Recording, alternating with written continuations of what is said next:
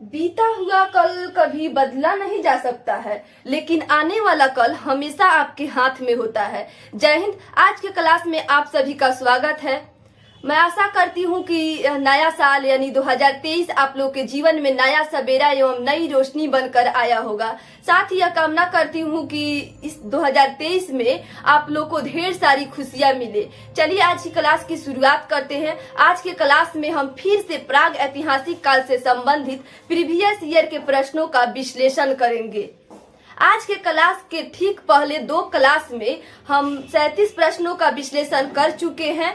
तो आज के क्लास का पहला प्रश्न है, प्राप्त साक्ष्यों के आधार पर पशुपालन प्रारंभ हुआ। ऑप्शन ए में है निचले पूर्व पाषाण काल, बी में है मध्य पूर्व पाषाण काल, सी में है मध्य पाषाण काल। यह प्रश्न यूपी पीसीएस मेंस 2006 में पूछा गया है। जरा ध्यान दीजिएगा, बी में है मध्य पूर्व पाषाण काल, सी में है मध्य पाषाण काल, दोनों में अंतर है। ये पूर्व पाषाण काल यानी पूरा पाषाण काल का ही भाग है और ये मध्य पाषाण काल है। आंसर बताने का प्रयास कीजिए। जब हम मध्य पाषाण काल पढ़ा रहे थे तब आपको हम वहां पे बताए थे पशुपालन का साक्ष्य मध्य पाषाण काल से ही मिलना शुरू हो जाता है। 3 जगहों से मध्य पाषाण काल में पशुपालन का साक्ष्य मिला हुआ है। मैं उम्मीद करती हूँ कि 3 जगह का नाम आप लोग को याद होगा। वो 3 जगह कौन कौन सा है? आदमगढ़, बागौर, सराय बहादुरगढ़। आदमगढ़, बागौर, सराय बहादुरगढ़, यहाँ से मध्य पाषाण काल के पशुपालन का साक्ष्य मिला हुआ है। मैं आपसे ये भी बताई थी कि आदमगढ़ और बागौर से हर बार प्रश्न पूछ ही दिया जाता है। आज उस प्रश्न को भी दिखाऊंगी। तो इस प्रश्न का आंसर क्या होगा? यानी पशुपालन का शुरुआत किस काल में माना गया है? मध्य पाषाण काल में माना गया है। और कृषि की शुरुआत किस काल में माना गया है? नव पाषाण काल में। लेकिन कुछ साक्ष्य है, उस साक्ष्यों के आधार पर पशुपालन की शुरुआत मध्य पाषाण काल में माना गया है। अगला प्रश्न है, मध्य पाषाणिक प्रसंग में पशुपालन के प्रमाण जहां से मिले हैं वह स्थान है। ऑप्शन ए में है लंघनाज, बी में है बिरभानपुर, सी में है आदमगढ़, डी में है चौपानी मांडू। यह प्रश्न यूपी पीसीएस प्री 2008 में पूछा गया है। यहाँ पर आपसे पूछा जा रहा है मध्य पाषाण काल में पशुपालन की शुरुआत हुई थी, यानी मध्य पाषाण काल में पशुपालन की शुरुआत हुई थी। तो पशुपालन की जो शुरुआत हुई थी उसका साक्ष्य किस जगह पे मिला हुआ है? ऑप्शन को देखकर आंसर बताने का प्रयास कीजिए। इसमें चूंकि बागौर और सराय बहादुरगढ़ नहीं है लेकिन आदमगढ़ है, तो इसका आंसर क्या हो जाएगा? आदमगढ़ हो जाएगा। पशुपालन का प्रमाण कहाँ से मिला है? आदमगढ़ से। अगला प्रश्न है, निम्नलिखित में से किन स्थानों से मध्य पाषाण काल में पशुपालन के प्रमाण मिला है? यह प्रश्न यूपी पीसीएस प्री 2018 में पूछा गया है।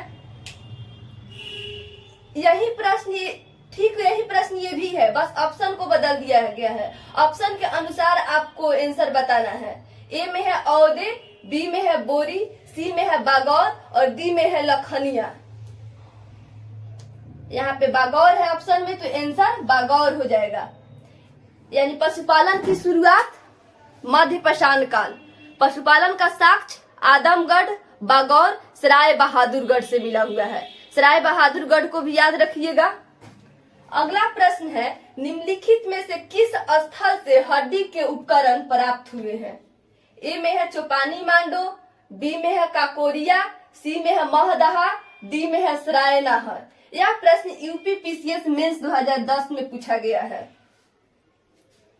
मध्य पाषाण काल में ही हम आपको यूपी के 2 स्थल का नाम याद करवाए थे, दमदमा, महदहा। याद करने का प्रयास कीजिए, दमदमा, महदहा, ये दोनों स्थल यूपी में है। महदहा से आपको हड्डी के उपकरण प्राप्त हुए हैं।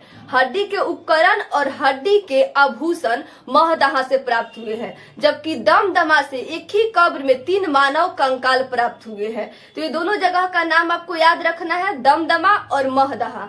तो इसका आंसर क्या होगा? यहाँ पे हड्डी के उपकरण पूछ रहा है। हड्डी के उपकरण कहाँ से प्राप्त हुआ है? महदहा से। और हड्डी के आभूषण महदहा से ही। देखिए अगला प्रश्न में पूछ भी दिया है, हड्डी निर्मित आभूषण भारत में मध्य पाषाण काल के संदर्भ में प्राप्त हुए। ऑप्शन ए में है सराय नाहर, बी में है महदहा, सी में है लेखिया और डी में है चौपानी मांडो। इसका आंसर भी महदहा हो जाएगा। महदहा से हड्डी निर्मित आभूषण एवं हड्डी निर्मित उपकरण प्राप्त हुए हैं। अगला प्रश्न है, एक ही कब्र से 3 मानव कंकाल निकले हैं। ऑप्शन ए में है सराय नहर, बी में है दमदमा, सी में है महदहा, डी में है लंघनाज। इसका आंसर हो जाएगा दमदमा। अगला प्रश्न है, दाह संस्कार की प्रक्रिया किस कालखंड में शुरू हुआ? दाह संस्कार, इसी को अंत्योष्टि संस्कार भी कहा जाता है, यानी अंतिम संस्कार भी इसको कहा जाता है। तो अंत्योष्टि संस्कार की शुरुआत कब हुआ? मध्य पाषाण काल में हुआ। यानी मानव ने अपने पूर्वजों को दफनाने एवं जलाने का काम कब से शुरू कर दिया? मध्य पाषाण काल से। तो इसका आंसर हो जाएगा मध्य पाषाण काल। इसको हमेशा याद रखिएगा। चलिए कुछ और प्रश्न भी देख लेते हैं।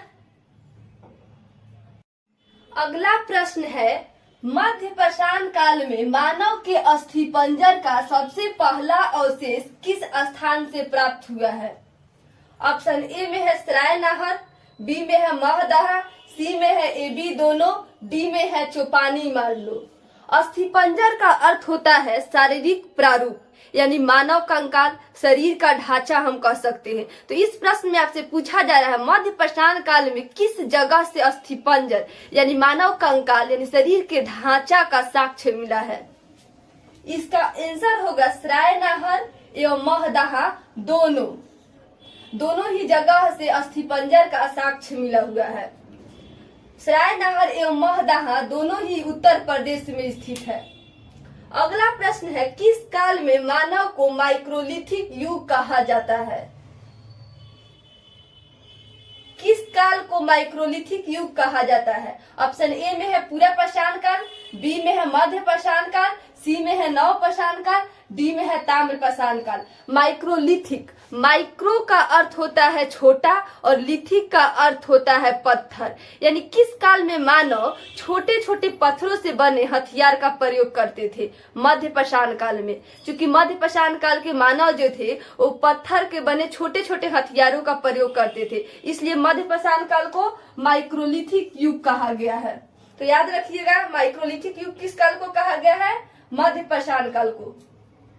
अब आपको 3 जगह को देखना है, लोहुरा देव, मेहरगढ़, कोल्डिहुआ।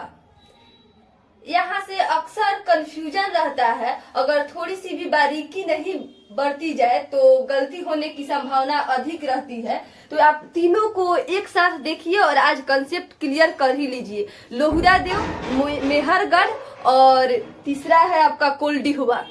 यहाँ से प्रश्न पूछा जाता है और कंफ्यूजन भी काफी ज्यादा रहता है। जैसा कि आप बचपन से अब तक पढ़ते आए हैं, सबसे पहली बार कृषि मेहरगढ़ में हुई थी, 7000 ईसा पूर्व पहले हुई थी। और जो सबसे पहली बार कृषि हुई थी वो जौ एवं गेहूं की हुई थी।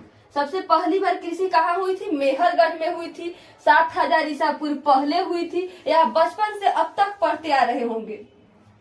वही चावल की बात करें तो चावल का प्राचीनतम साक्ष्य कोल्डिहुआ से मिला है। यानी सबसे पहली बार चावल की कृषि कहाँ की गई थी? कोल्डिहुआ में की गई थी। जबकि जौ एवं गेहूं की कृषि मेहरगढ़ में की गई थी। कितने साल पहले? 7000 ईसा पूर्व पहले।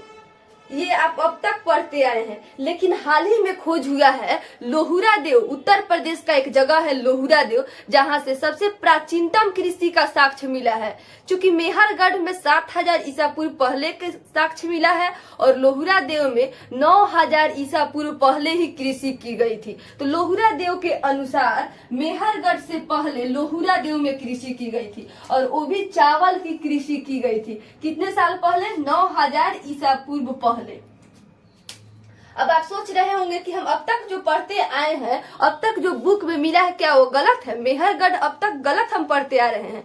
गलत नहीं है, दोनों ही सही है। लोहुरा देव, मेहरगढ़ दोनों ही सही है। दोनों से ही प्रश्न पूछा जाता है, दोनों को ही ऑप्शन में कभी कभार दे देता है। कभी आपसे प्रश्न पूछा जाएगा सबसे पहली बार कृषि कहाँ की गई थी, और ऑप्शन ए में लोहुरा देव, बी में मेहरगढ़, सी में कोल्डिहुआ, ऐसे करके दे देगा। तो जहाँ पे ऑप्शन में कोल्डिहुआ, मेहरगढ़ एवं लोहुरा देव तीनों रहे तो वहां पे आपको आंसर लोहुरा देव को टिक करना है। सबसे पहली बार कृषि लोहुरा देव में, लेकिन जब लोहुरा देव ऑप्शन में ना रहे और मेहरगढ़ ऑप्शन में रहे तो मेहरगढ़ को टिक करना है। दोनों ही सही है। मेहरगढ़ हम अब तक पढ़ते आए कि सबसे पहली बार कृषि मेहरगढ़ में की गई थी, लेकिन हाल ही में खोजा गया है, नवीनतम खोज के अनुसार देखें तो सबसे पहली बार कृषि लोहुरा देव में की गई थी, वो भी चावल की कृषि की गई थी। यहाँ से ज्यादा प्रश्न नहीं पूछा जाता है, ज्यादा प्रश्न मेहरगढ़ से ही पूछा जाता है, लेकिन बीपीएससी, एमपीपीएससी, यूपीपीएससी इस तरह के एग्जामों में लोहुरा देव से प्रश्न पूछा जाता है।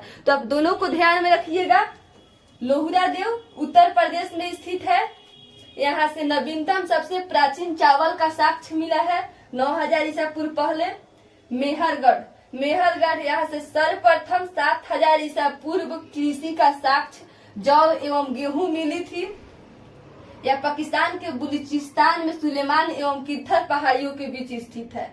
कोल्डिहुआ यह उत्तर प्रदेश के बेलन घाटी में स्थित है। यहाँ से चावल का प्राचीनतम साक्ष्य 6000 ईसा पूर्व पहले मिला है। इतना चीज को आप ध्यान में रखिएगा। आज की क्लास को यहीं पे खत्म करते हैं, मिलते हैं नेक्स्ट वीडियो में। तब तक के लिए जय हिंद, वंदे मातरम।